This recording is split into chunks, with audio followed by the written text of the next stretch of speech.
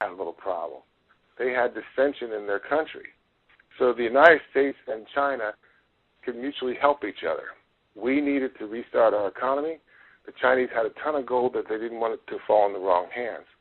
There was an internal struggle behind Chiang Kai-shek and the rebellion that Mao Zedong had led. Now, there was some assistance by the Chinese elders. They wanted to use Mao Zedong and communism to unite China, because up until that time, China was very fragmented. So the Chinese were very pragmatic. They used communism as a tool. We think of communism as something horrible. The problem is that there is no absolutes in political theory. There is no absolute socialism. There is no absolute democracy. There is no absolute capitalism. There is no absolute communism. There is no absolute anything.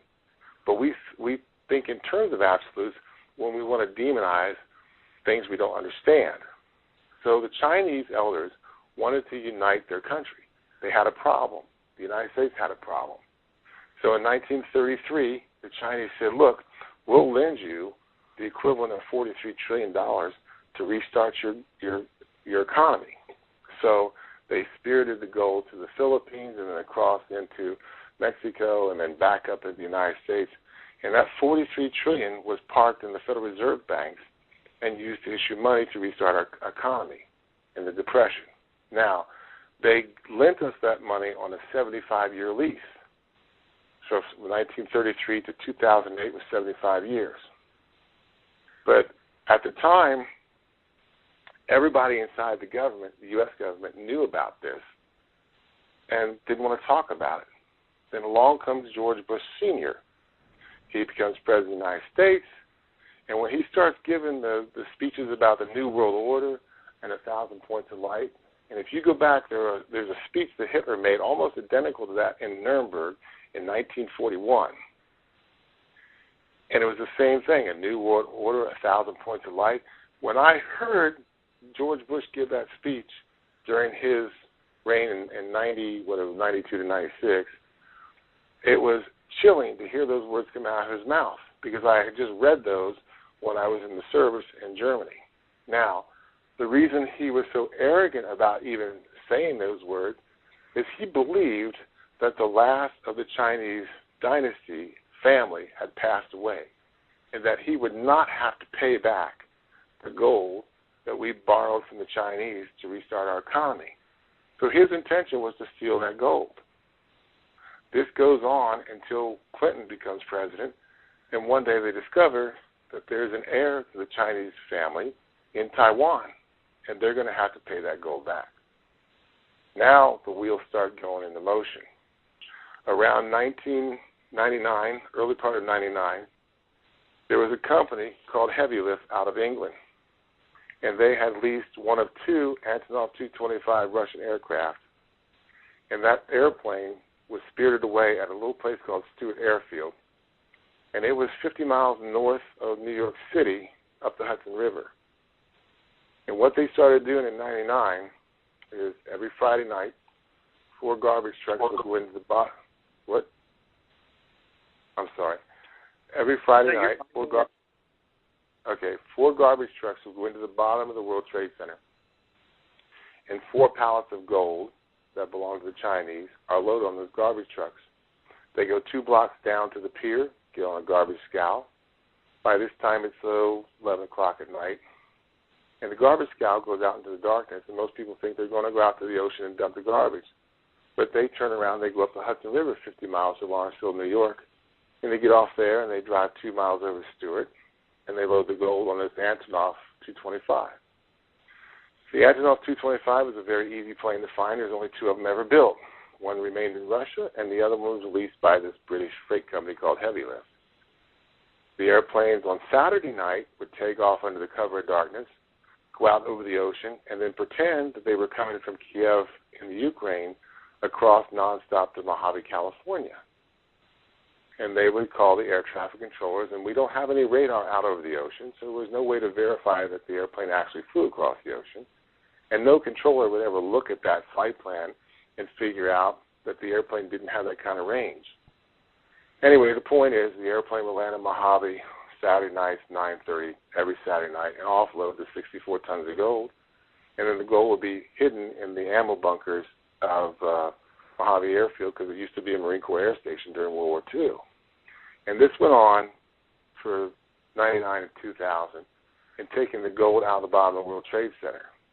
Then, when the thing was empty, it was time to pull the plug. So in order to hide the evidence that they stole all this gold, they imploded Tower 1 and Tower 2. And they threw in Tower 7 as an added bonus, so that the CIA records and Treasury records that were there were destroyed. Now, there was a lot of things behind 9/11 that make it impossible. The first thing you have to realize is that if you believe the story that a bunch of guys with box cutters are going to attack the cockpit, maybe there's something you don't know about what's in that cockpit. Behind every airliner, behind the seat of the captain, is a fire axe. And believe me, if the captain comes out of that cockpit door with a fire axe, a guy with a box cutter doesn't have much of a chance. So the story about a bunch of guys taking over the airplane with a box cutter is just fantasy on the face of it. Second thing is, you cannot make a cell phone call from an airplane.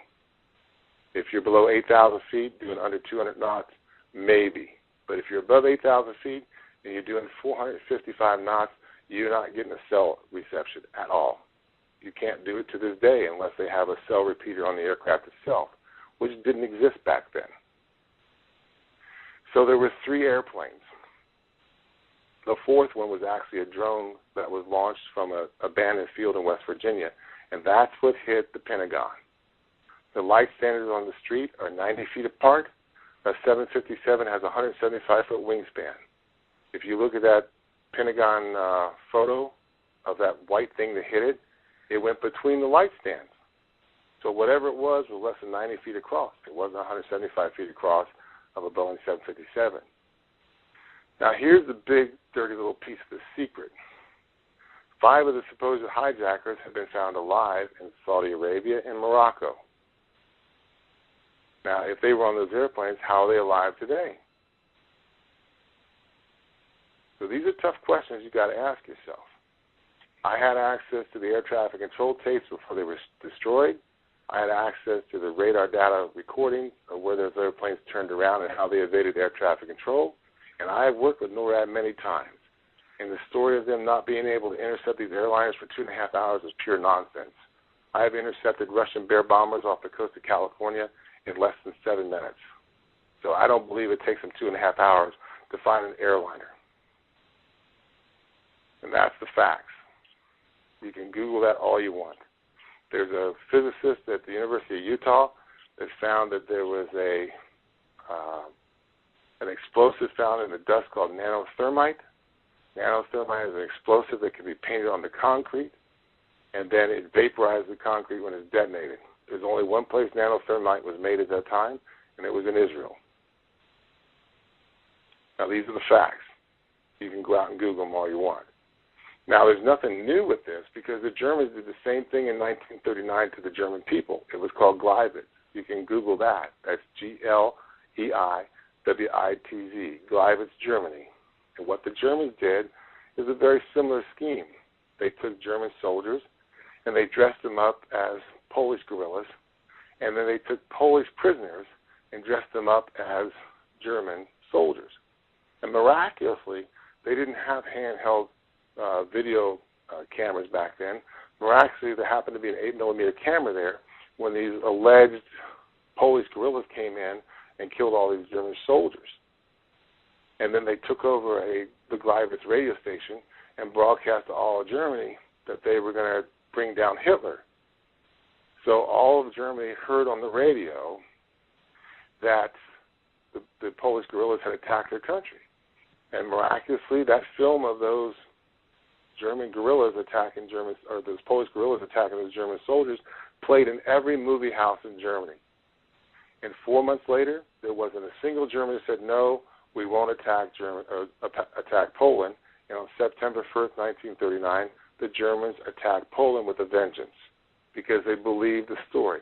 And that's what happened on 9/11. They created this whole thing. Bush and Clinton financed Al-Qaeda. But those guys were not even on the airplane. If you look at the video, the security camera from the airport, I think it was in New Hampshire, that these guys supposedly got on. If you notice, take a look at that video. Somebody blurred out the timestamp and the date stamp on that video. Now, why would they do that? Why would they destroy all the air traffic control tapes and the 3 black boxes that were found on the street in New York City? Why were they spirited away by the FBI?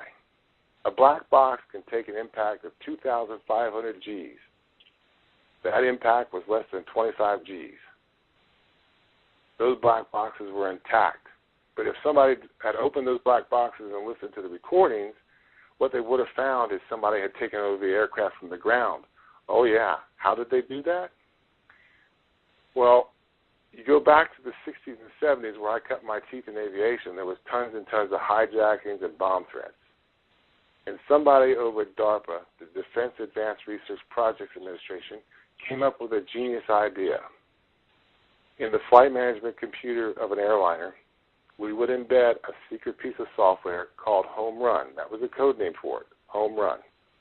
And Home Run was designed for us to take over the airplane from the ground using normal VHF frequencies. So if they were hijacked or the crew was disabled, that we could land the airplane safely without the entire passengers, the entire cargo of passengers being killed. We had that capability. Every Boeing 757 and every Boeing 767 that rolled off the assembly line had that software in it. That's why those 2 aircraft were used. That's how it was done. Once you use Home Run, you control everything. You control the door locks. You control the radios. You control the navigation. You control the lights. You control everything on the airplane like you're on board from the cockpit. But you're actually remotely doing it. Specifically, that's what I worked on. It was remotely piloted vehicles. And the reason I know about that is one of the technicians that worked at DARPA worked with me for 3 years. And I knew all about it. Now, that's the technology we have that you didn't know about that made that possible. Those airplanes were remotely controlled, and then the intelligence agencies concoct all these other conspiracy theories and put them on the Internet to hide the real problem, the real story. They created one where they touched up the video and put what looks like a bomb or a rocket under a 767. They make a little white flash to make it look like it was an explosion when it hit the World Trade Center. They put out probably 8 or 9 different conspiracy theories to hide the real one. Up until now, you've probably never heard of Home Run or that it existed for the last 30 years. Now, tying this all back together, because again, I know that you've said in a lot of stuff, whether people believe it or not. But tying this all back together, how does this all come together? So I know there's probably some people that got on the call late, which, they'll have to listen to the call again. But, I guess looking at all this, how does it all tie together? Where we're at today, Okay. All right. All right. Well, keep in mind the whole reason for that issue of 9/11 was to hide the theft of $43 trillion in gold. Also, that part of that is real assets, but this has been going on in different fashions from the savings and loan scandal that was orchestrated and run by Neil Bush to the modern-day banking scandals and the mortgage problems of the day.